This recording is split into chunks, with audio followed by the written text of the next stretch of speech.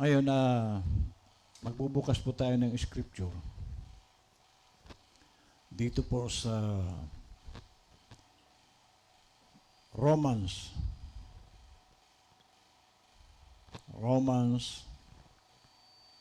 chapter 8. Okay? Romans chapter 8.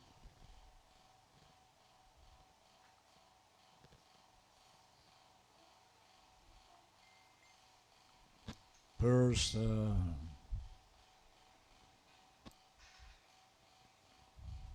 29.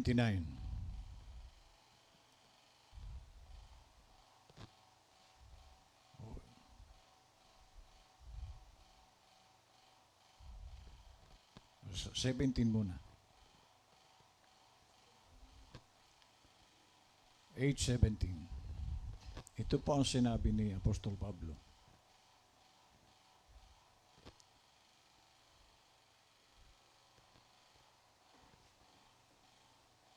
Sabi niya,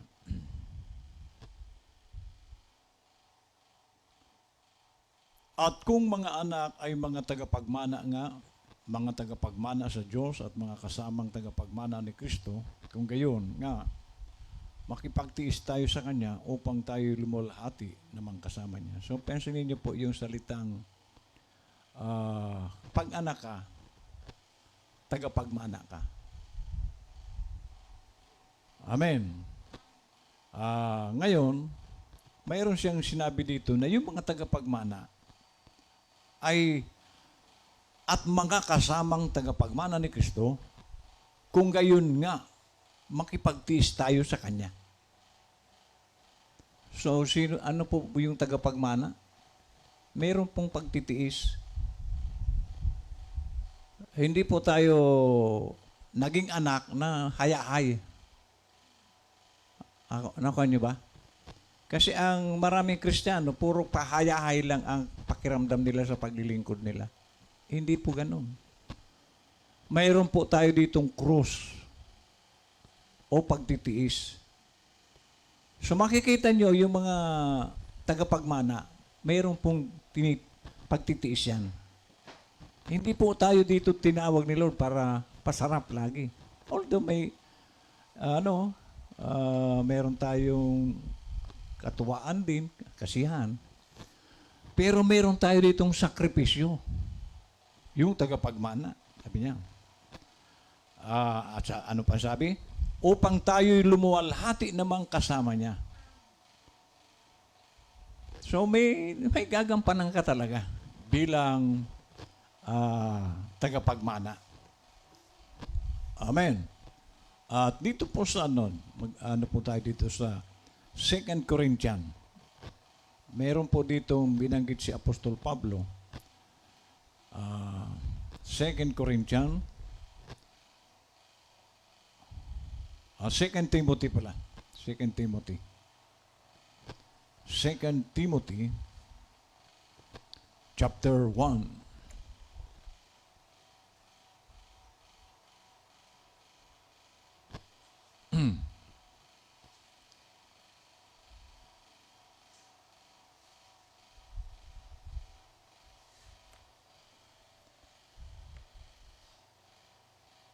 Verse 9.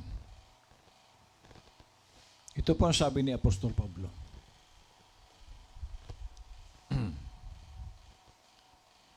Na siyang sa atin ay nagligtas at sa atin ay tumawag. Ayan. Sino po yung tumawag? Si Lord. At yung tinawag niya, may nabanggit dito si Apostol Pablo, nagligtas. So ang layunin ni Lord para bakit ka tinawag, iligtas ka. Ngayon, alam niyo ba kung ano ang lugar ng kinaroroonan ng Panginoon sa kanyang kaharian? Hindi po madali ang pagpunta roon. Hindi akala kasi tingnan niyo mga pag may patay, maririnig mo ang usapan, nasa langit na siya. Hindi po ganun kadali ang langit. Kung wala kang sakripisyo dito, tagilid ka. Hello, hindi po ganun kadali na, ay, sa langit ako. Una, dapat tinawag ka. At yung tinawag, walang si Lord dito, kundi gaya ka tinawag, ang layunin niya iligtas ka. Pero maraming tinawag na hindi naman pinili. So, ang dami po ditong pagdadaanan. Hindi yung tinawag ka, sigurado ka na. No. Titistingin ka ni Lord kung karapat-dapat ka. Parang katulad ni, yung sung leader natin dito, tinitisting ko ito, kung karapat-dapat talaga ito. Baka mabilis ang graduation nito. Hello? Amen? Kaya, sa testing sa atin, maging ka, lumusot ka. Kasi hindi lamang, bagamat ang layunin ni Lord, tinawag tayo para iligtas, titistingin ka niya kung karapat-dapat ka nga. Kasi kanina, na-share ko kay Cromwell yung alam mo ba si Satanas? Si Lucifer, tagalangit yan, dati. Hindi na yung makakabalik. At marami rin Kristiyanong maaring siya taga 6 dimension na baka hindi na rin makabalik tulad ni Lucifer. So kaya nga dito sa testing ni Lord, sana lumusot ka. Kasi yan ang layunin niya, na siyang sa atin ay nagligtas at sa atin ay tumawag ng isang banal na banal na pagtawag. Biro mo yan. Bakit banal na pagtawag? Banal yung tumawag . So ngayon, kung ikaw ay tinawag, ano ang response mo sa pagtawag ng Diyos sa iyo? Ano ang yung kumbaga,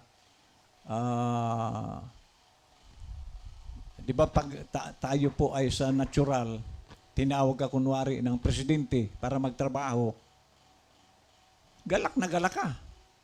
Pero, tinawag ka ba ng presidente para maupo? May gagawin ka. At kailangan magpakitang gilas ka dahil baka mamaya matanggal ka.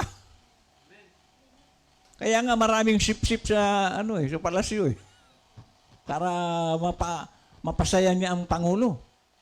Nagsisip-sip yan. Dito kay Lord, walang sip-sip dito. Maglingkod ka lang yung mapasaya mo kasi sa paglilingkod, mapasaya mo yung pinaglilingkuran mo. Kaya ka nga tinawag . Sabi niya, hindi ayon sa ating mga gawa, kundi ayon sa kanyang sariling akala at biyaya na ibinigay sa atin kay Kristo Jesus. Buhat pa ng mga panahong walang hanggan. Pero mo, ang pagtawag pala sa isipan ng Diyos noon pa. Nakaano na yan, natatawagin ka pagbaba mo sa lupa. Amen? Okay. Now, dito po sa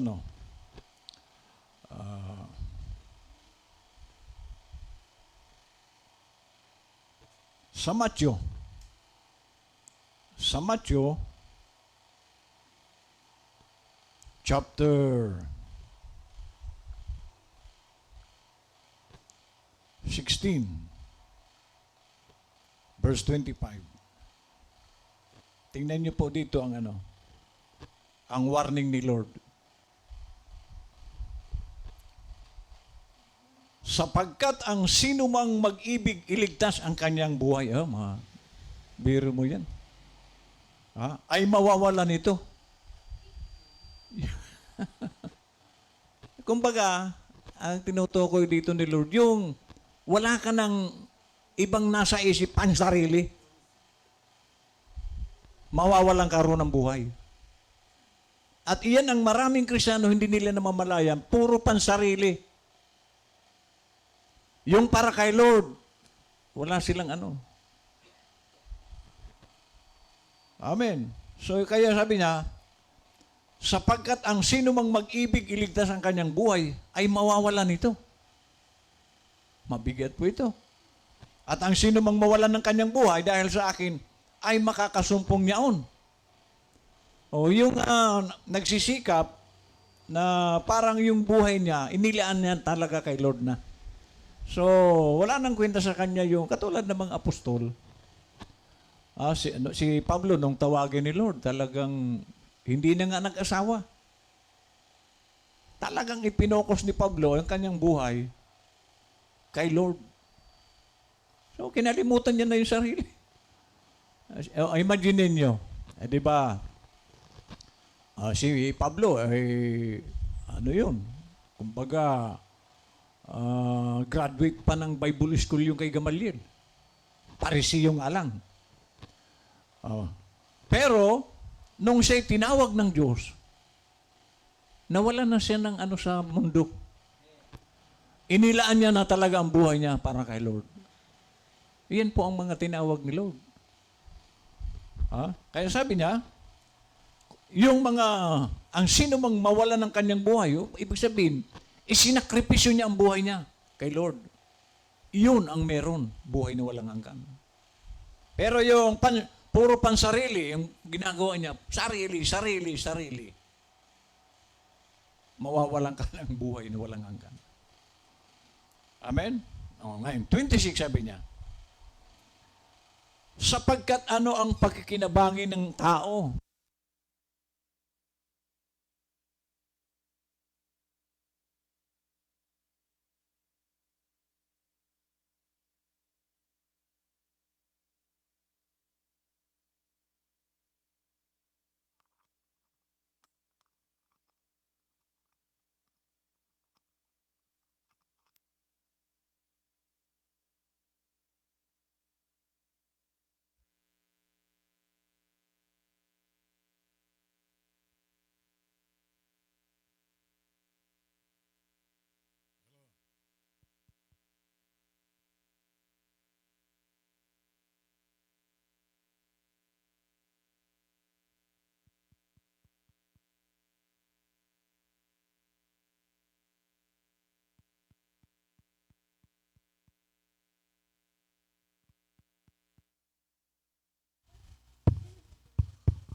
Hello. Ito, tingnan niyo po itong karugtong. Sapagkat ano ang pakikinabangin ng tao kung makamtan niya ang buong sanglibutan at mawawalan siya ng kanyang buhay? Mabigat po ito. Para bagang, ano ang silbi? Mapasayo ang lahat ng kayamanan sa mundo, wala ka namang buhay na walang hanggan. Kasi dito, katulad ng kwento kanina ni Jackie, hindi po dito nagtatagal ang buhay sa lupa. Lahat tayo, ako mamamatay din. Lahat tayo mamamatay. Aalis ka dito. Hindi ito yung eternal na ano natin. Buhay dito. Kaya lang, saan ka patungo? Ayan po nga, ulitin ko si Lucifer hindi na po yun makakabalik sa langit. At kung ikaw taga-roon ka rin, baka hindi ka rin makabalik. So sabi niya, anong pakinabang mo kahit sa'yo na ang buong mundo? Ikaw may-ari. Lahat nangungupahan sa iyo ang tao. Kasi ikaw may-ari. Di ang laki ng pera mo araw-araw. Buong mundo. Wala ka namang eternal life. Mabuti kung abutin ka dito ng 5,000 years. Yun nga lang yung mga barkada ko dyan sa Pantal, puro patay na. Wala na pong naiwan sa mga barkada ko. Ako na lang natitira. So, anong silbi na ikaw man ang pinakamayaman sa mundo, wala ka namang eternal? Tatanda ka. Ano ang silbi ng pera mo na hindi mo na nga makain ng limpo? Fried chicken. Kaya sabi niya, ano ang pakikinabangin ng tao kung makamtan niya ang buong sanglibutan at mawawalan siya ng kanyang buhay? O ano ang ibibigay ng tao na katumbas sa kanyang buhay? O ano ang pwedeng itapat sa buhay mo? Ang buhay, sabi ng prophet, 10,000 world. Ito, isang mundo lang ito. So yung soul, kaya napakalaki po ng halaga ng soul. Kasi kung ang soul mo ay eternal, 10,000 world ang halaga. So wala pong katapat yan. Kung kasama ka doon sa eternal. Pero kung ikaw ay hindi kasama ron, kahit ikaw may-ari itong lupa, wala ka rin silbi. Sayang ng pagiging tao mo. Amen. Oh. Verse 25. Ayun. Okay, dito po tayo sa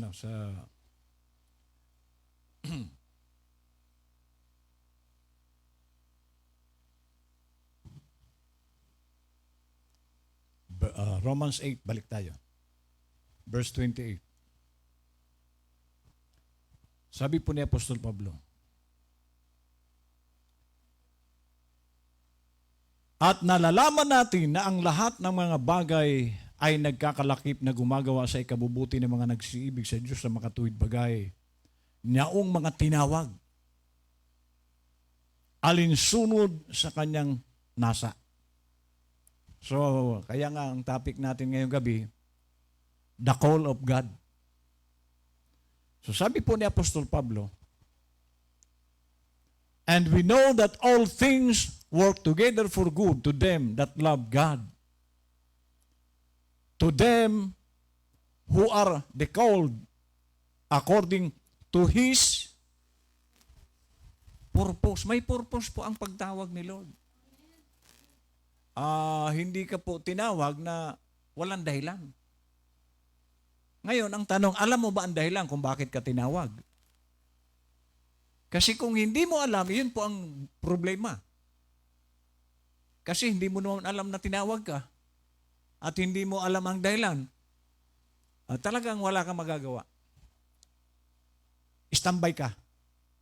Kasi hindi mo alam. Naalala ko yung doong ako po ay nasa Bataan, pumasok ako sa construction.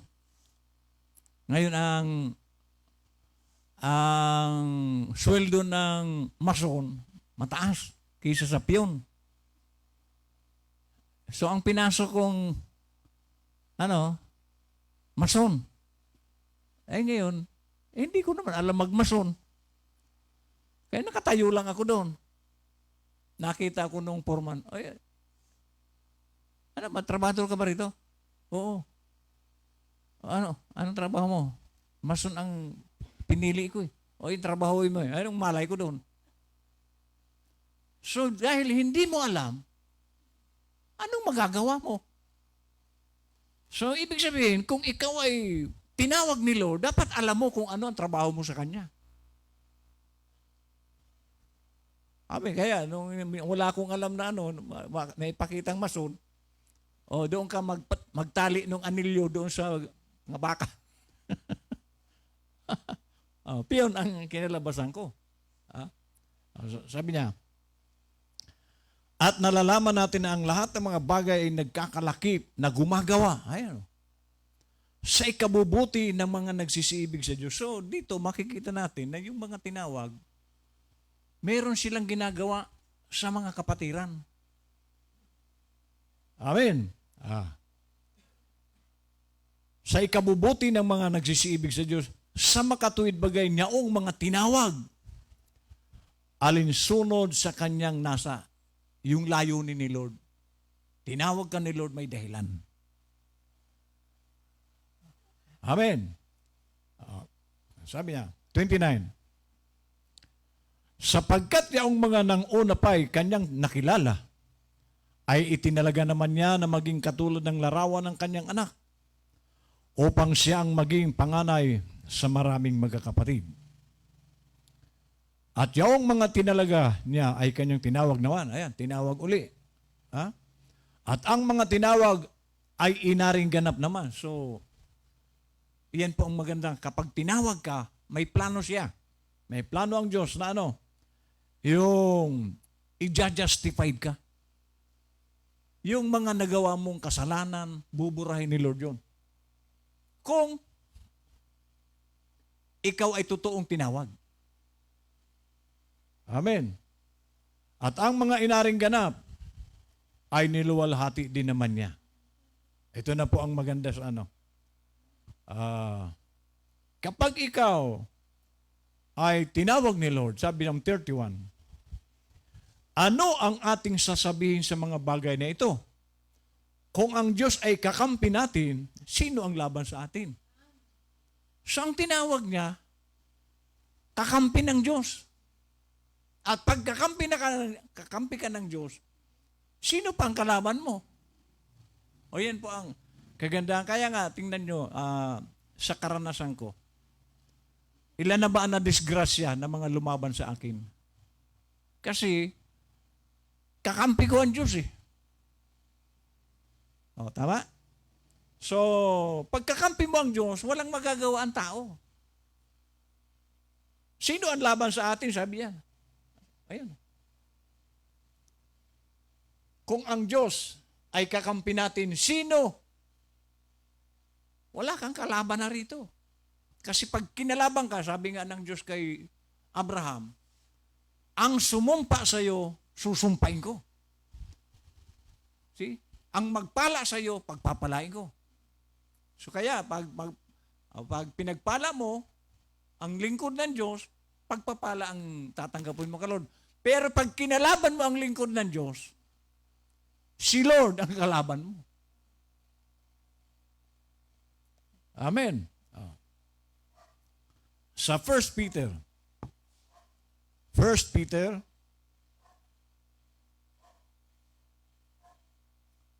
chapter 2, verse 9. Ano po sabi ni Pedro? But ye are a chosen generation, a royal priesthood, an holy nation, a peculiar people, that ye should show forth the praises of Him who hath called you out of darkness into His marvelous light. O, nabanggit na naman yung tinawag. Tingnan niyo po kung anong klaseng tao ang tinawag ni Lord. Akala niyo ba mga pipitsugin ang tinawag ni Lord?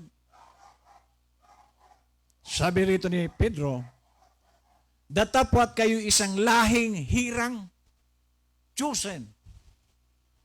So hindi po pipitsugin ang, ay bakit mahirap ang iba, pastor? Hindi po yung hirap ang pinag-uusapan dito, yung pagkatao mo.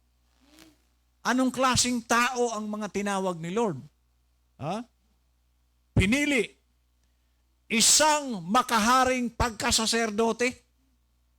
Ha? Royal priesthood.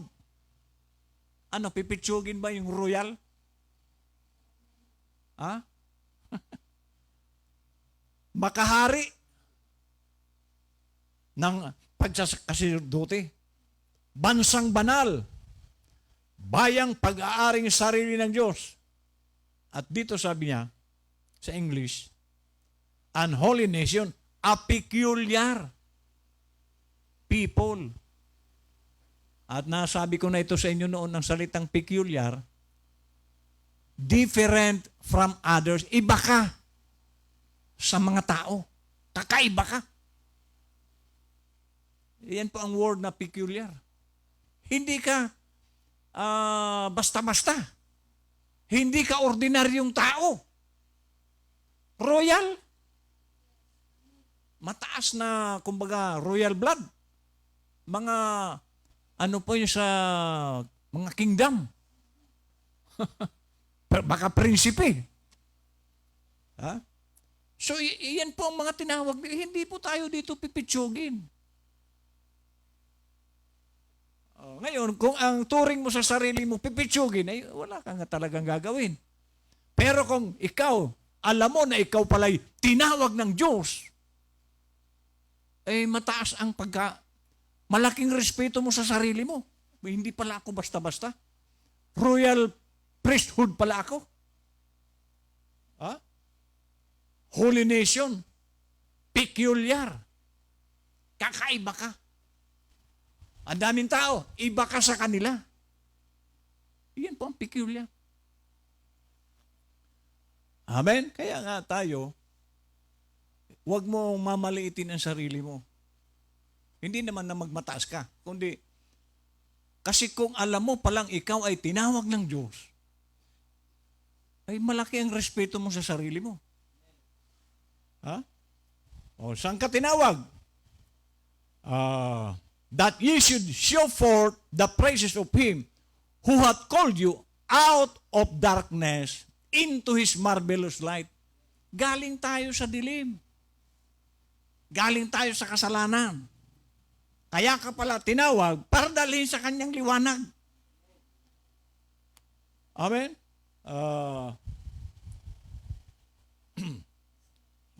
Kagila-gilala, sabi rito, nakaliwanagan.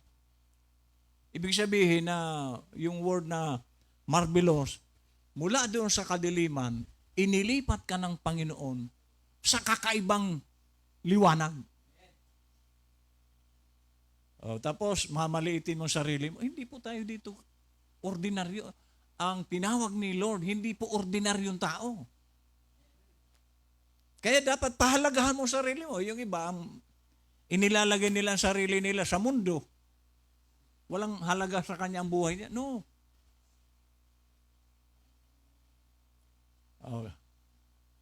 Kanina, yung kwento ni Jackie, yung nagkausap kami nung nasabi ni Jackie, yung respeto sa amin, mataas. So, siguro nakikita rin niya na royal blood kami. Royal priesthood. Kaya, so ngayon, kung ang buhay ko ilalagay ko sa mundo, ano ang silbi, anong klaseng pagtingin ko sa sarili ko? So, dapat, yung tingin mo sa sarili mo, isa kang anak ng Diyos. Makaharing saserdote. Ha? Isang bayang banal. At sabi niyo, bayang pag-aaring sarili ng Diyos. Biro mo, ang nagmamay-ari sa iyo, Diyos. Hindi si Lucifer. Amen? Sabi niya, 10. Nganang makaraang panahon ay hindi bayan, datapwat ngayon, bayan ng Diyos, na hindi nagsipagkamit ng awa, datapwat ngayon, nagsipagkamit ng awa. Dati, ano ang kalagayan natin? Hindi tayo bayan ng Diyos. Kasi hindi pa tayo tinatawag. So, kaninong bayan tayo? Kay Satanas. Si Satanas ang nagmamayari sa atin. Nang nakaraang panahon na hindi bayan, datapwat ngayon, bayan ng Diyos, na hindi nagsipagkamit ng awa. Noon, yun datapwat ngayon, nagsipagkamit ng awa. Dati hindi tayo kinaawaan ng Diyos. O ngayon, tingnan nyo. Pag nananalangin tayo, lalo kung ang prayer mo sincero. Habang nag-uusap kami ni kanina, kasi ang salamin niya, malalaan, ano bang tawag doon? Mataas na. Ang grado. Ikaw, pastor, wala, hindi ko salamin. Nagme-maintenance ka ba? Wala. So naggulat siya. Kasi ang laki ng edad ko sa kanya. Iyan ang Diyos. Kinakahabagan niya ito. May awa ang Diyos sa mga tinawag niya. Di ba napakapalad natin? Pagkatapos, parang walang kwenta ang tingin mo sa buhay mo. Hindi po tayo ordinaryo. O, biro mo yan, o. Awan ng Diyos. Ito. Kasi, ang Diyos po ay maawain. O, yun na lang buhay namin noong araw. Ikukwento ko sa inyo lahat ang dinaanan namin. Mabuti nga itong asawa ko, matiis. Hello, grabe ang dinaanan namin. Pero, kinahabagan ng Diyos. Yun po ang Diyos. Oh, dati, hindi tayo although noon, kahit naman tayo ay, hindi naman tayo inilagay ni Lord sa, sa ilalim ng truck. Di ba? Okay. Pero, sa ngayong panahon na ito, kasi kailangan ng isang tao ang habag ng Diyos. At paano mahahabag ang Diyos kung hindi ka naman kahabag-habag? Hello, alam nga, parang ganito. Halimbawa, 2 tao. Yung nasalubong mo, gusto mong tumulong sa tao. Yung 2 tao na nasalubong mo, gusto mong tumulong. Pero yung isa lasing, nagyayabang. Pero yung isa, mabait. Sino ang tutulungan mo? Yung lasing? Baka batukan ko pa yun. Di ba? So, ang tutulungan mo, yung kahabag-habag.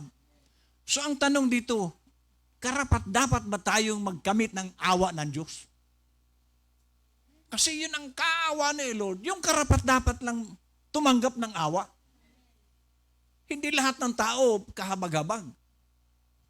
Meron siyang kinahahabagan talaga. At sino yun? Yung totoong naglilingkod sa Kanya.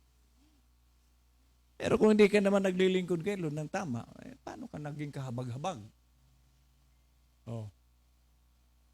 Amen? Okay, lipat tayo. Wala pa tayo sa, Now, sabi po rito sa 1 Timothy. 1 Timothy.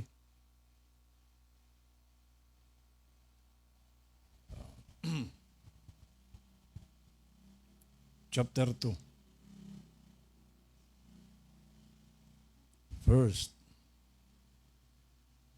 Ano ba ito?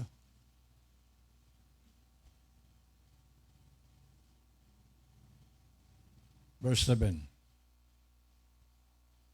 Sabi po ni Paul, na dito'y itinilaga ako na tagapangaral at apostol. Sinasabi ko ang katotohanan, hindi ako nagsisinungaling.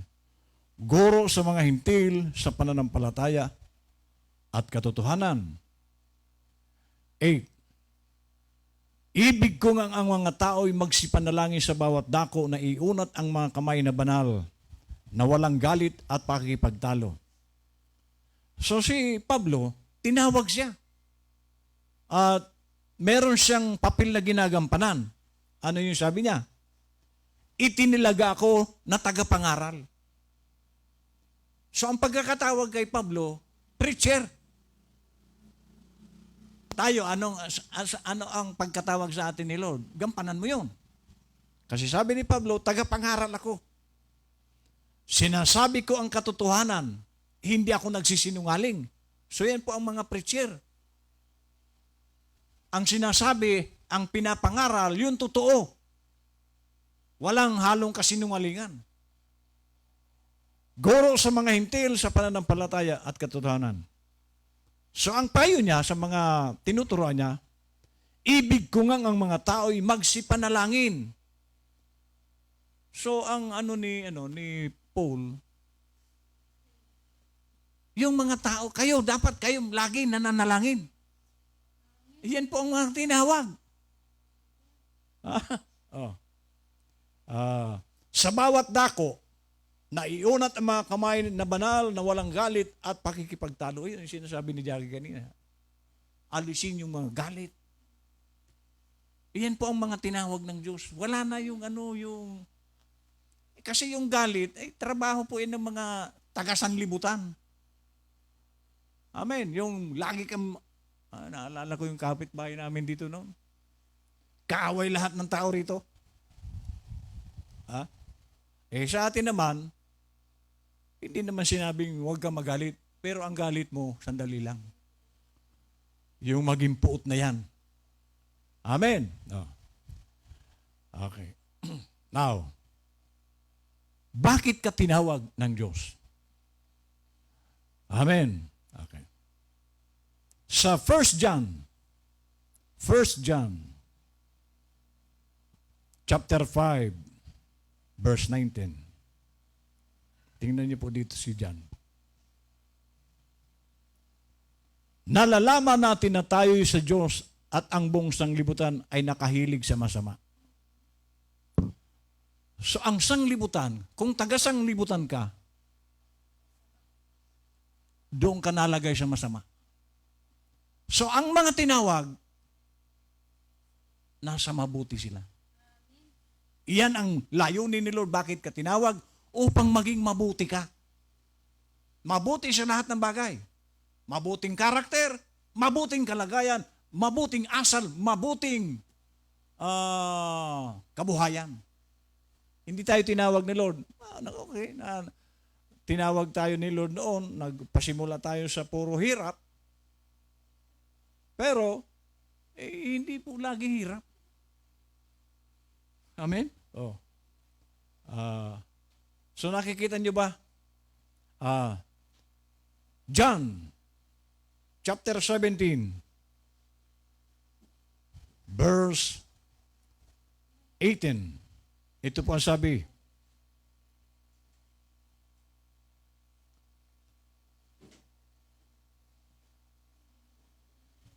Kung paanong ako'y iyong sinugo sa sanglibutan, sila'y gayon ding sinusugo ko sa sanglibutan. Ano po ang trabaho ng tinawag? Isa kang sugo sa sanlibutan.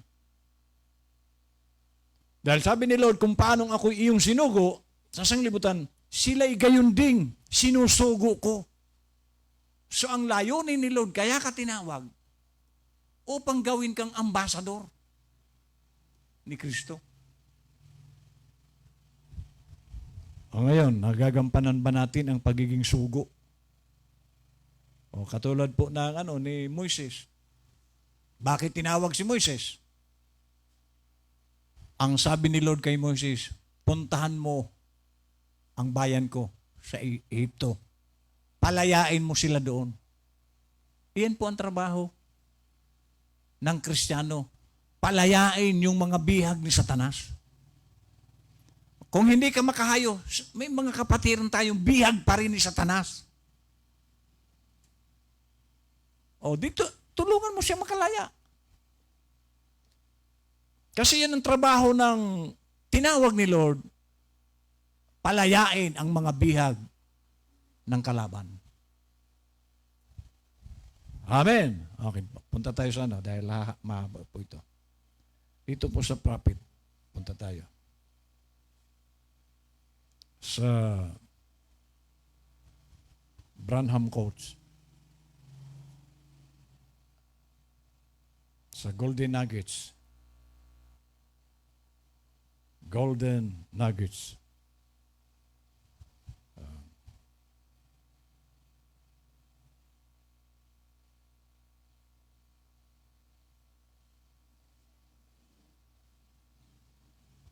Ito po ang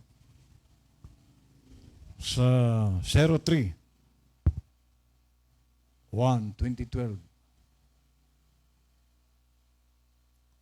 Ang pambungad po dito ng prophet, read the Bible every day. Iyan po mga tinawag ni Lord. Ginagawa po ba natin yung magbasa ng Bible araw-araw? Iyan po ang payo niyo. Sana? Read the Bible every day. Naalala ko po yung isang deacon ko sa Alaminos, may hinahanap siya. Yung hinahanap niya, nakihanap na rin ako. Ano yung hinahanap mo? Yung salamin ko, anya, pastor. Nakihanap din ako. Hanggang sa wala kaming hindi namin tagpuan yung salamin niya, napakamot siya sa ulo. Pagkamot niya ganyan, andito pala yung salamin sa mata, andito pala sa nakihanap pa ako. Ngayon ay meron pong isang pastor na ang tagal nang hindi dumadalo ng miyembro. Dinalaw niya. Sabi nung, "Oy, pastor, napadalaw kayo." Oo nga, kasi ang tagal mo nang hindi nagsisimba. Hindi bale niya, pastor, kasi kahit naman hindi ako nagsisimba, lagi ako nagbabasa ng Bible. Ganun ba? O sige, kunin mo yung Bible mo. Mag-Bible study tayo. Takbo siya. Maya-maya. Oh, bakit ka humihingal? Pastor, itong salamin ko, ang tagal ko na nitong hinahanap. Andito lang pala sa Bible. Nakaipit. Araw-araw ba nagbabasa? Nawawala yung salamin niya, nandun lang pala nakaipit sa Bible. So, may mga tao pong hindi nagbabasa, hindi nagbubukas ng salita ng Diyos. Hello? Although mayroon tayong, kahit na mayroon tayong ng quotation ng prophet, hindi natin pwedeng alisin ang Bible. Kasi mismong ang prophet, pinapayo niya sa atin, balik kayo sa Bible. Huwag puro quotes. Mas original yung kasi doon kumukuha ang propeta natin ng mensahe. Yung iba, hindi na po nagbabasa ng Bible. Sabi dito, read the Bible every day, pray every day. Yung prayer, kakain, in Jesus' name, amen. Pagising sa umaga, in Jesus' name, amen, kape. Ayan po. At ano sabi niya karugtong? Don't make any decisions too harshly or too quickly. Sa pagdedesisyon, huwag tayo mag-aapura. Itong anak namin, kung nag-apura din ito, kasi marami nang liligaw dyan noon. Kung nag-apura ito noon, hindi inanon kay Lord. Mabuti na lang. Kasi sabi nga nito, hindi na yata ako mag-asawa. Wala pa yung hinihingi ko. Kasi meron siyang hinihingi kay Lord na katangian. Ang gusto niya, marunong magturo sa church, mga sa music. Yan na. Musician. Kung nag-apura ito, so doon sa pagdidesisyon, huwag tayong apurado. Katulad ng hinihingi natin kay Lord, huwag tayong apurado. Hintayin natin dahil si Lord alam niya kung kailan. At sinasabi ni Lord kay Jackie at sa akin na ang bigyan niyo lang yung totoo.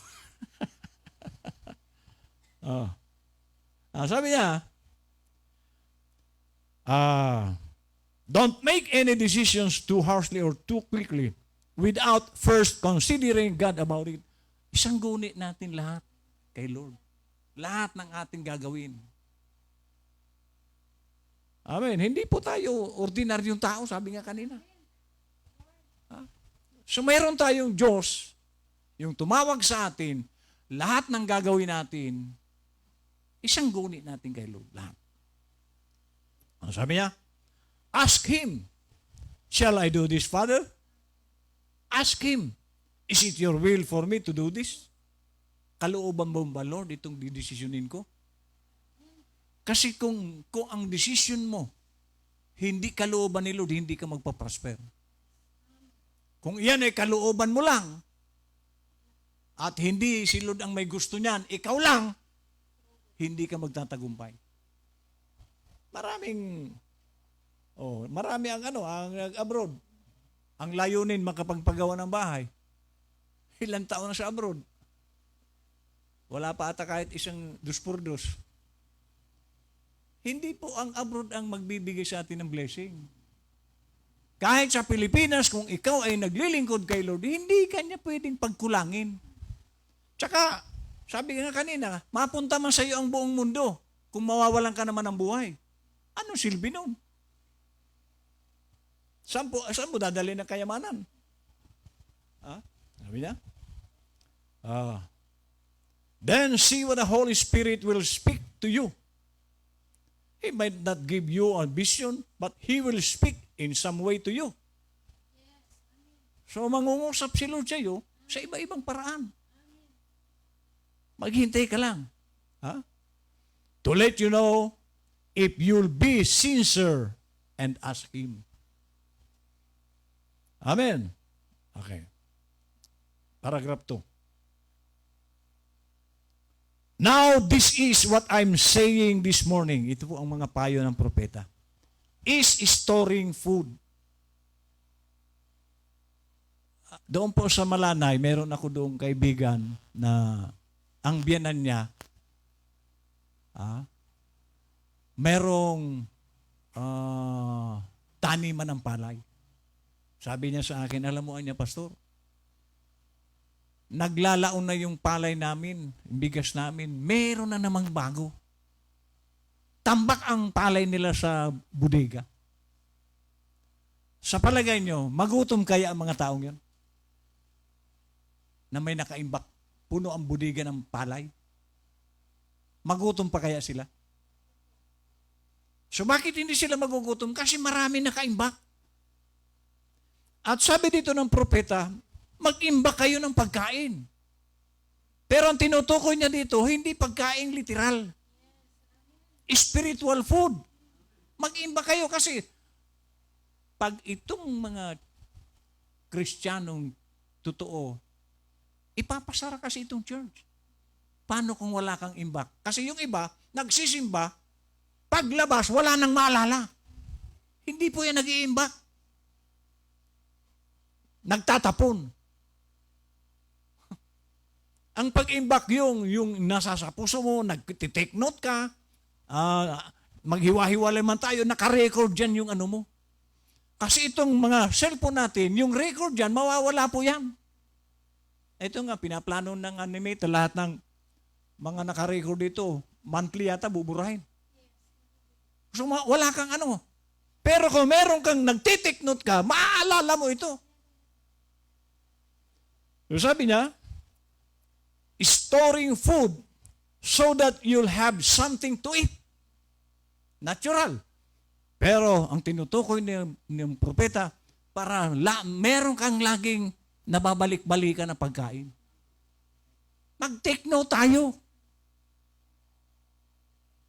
Mag-record tayo sa saan ba? USB. Mag-record tayo kasi mawawala po yung sinabi na ni Mita.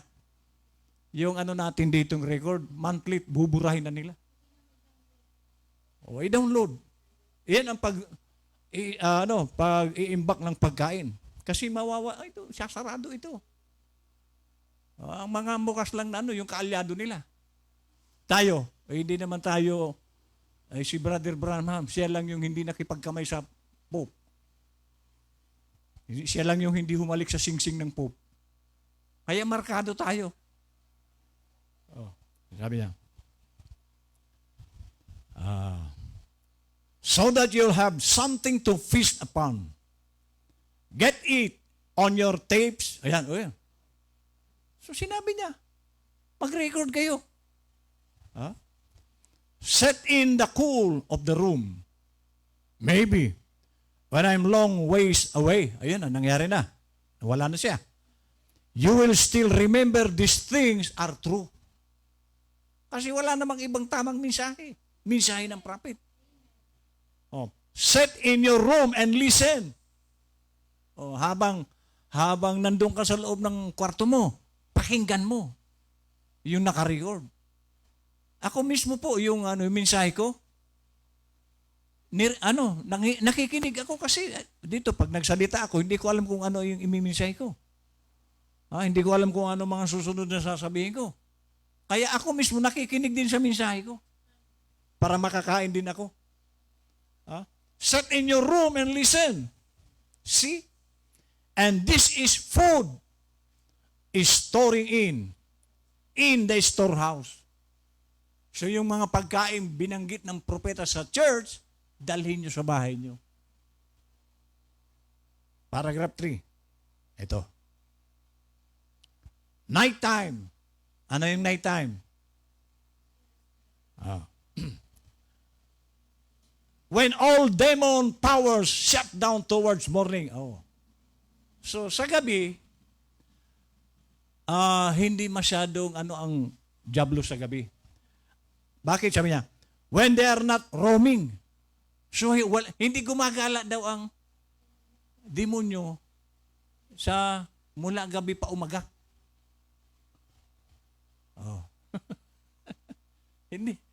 Hindi pala masyadong nagtatrabaho si Satanas pag gabi pa umaga.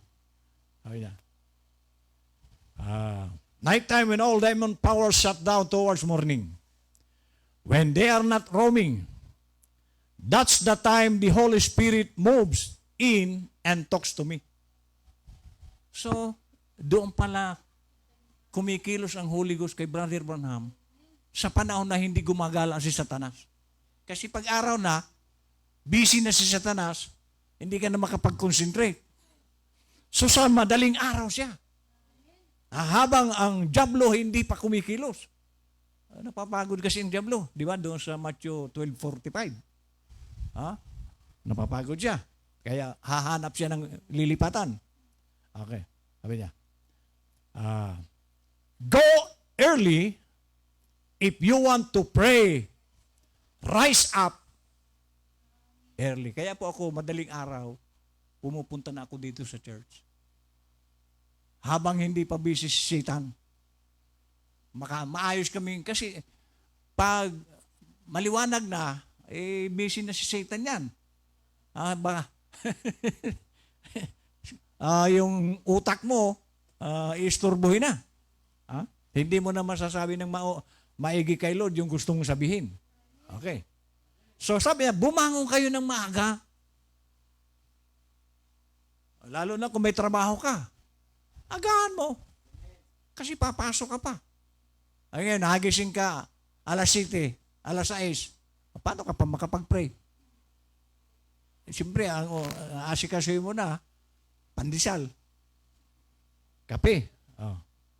So may payo ulit dito si Brother Branham. Pang last na po ito. And I tell you, parents, you put the right kind of a home before your children. Ayun yung sinabi ko sa Brad. Kailangan makita tayo sa tahanan natin ng ating mga anak na tayo po ay karapat-dapat talagang paniwalaan. That's the thing to do. Because if I'd have had a Christian home I'd been reared in, perhaps I'd have been farther along with our Lord Jesus tonight, and may more people would be saved. So kung tayo po kasi ang tinutukoy dito ng prophet, kung tayo isang magandang example o nasa tahanan, tayo po, sabi ng ating mensahe nung last, tayo po yung Biblia ngayon na binabasa ng tao. Ang tao hindi po yung pupunta dito. Pero kung nakikita ka, dahil ikaw ngayon ang Biblia ang binabasa ng tao, kahit hindi ka magsalita. Amen. Katulad nung yung relasyon ni Jackie at ni asawa ni Cromwell. Ano ang nakita nila dito? Yung magandang karakter. Hindi nila malimutan. Kung maaari nga lang, balik na raw kami doon. Kaya lang, sabi ng mga anak ko, mag-backslide na lang ako. Kung babalik tayo doon, mag-backslide na lang ako. Amen. So, yung magandang, kasi may nakikita sila sa'yo na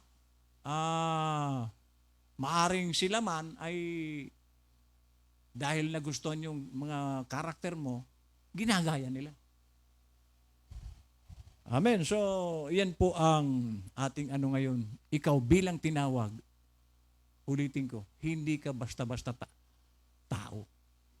Special tayo sa harap ng Diyos. Special tayo sa Panginoon. Amen. God bless.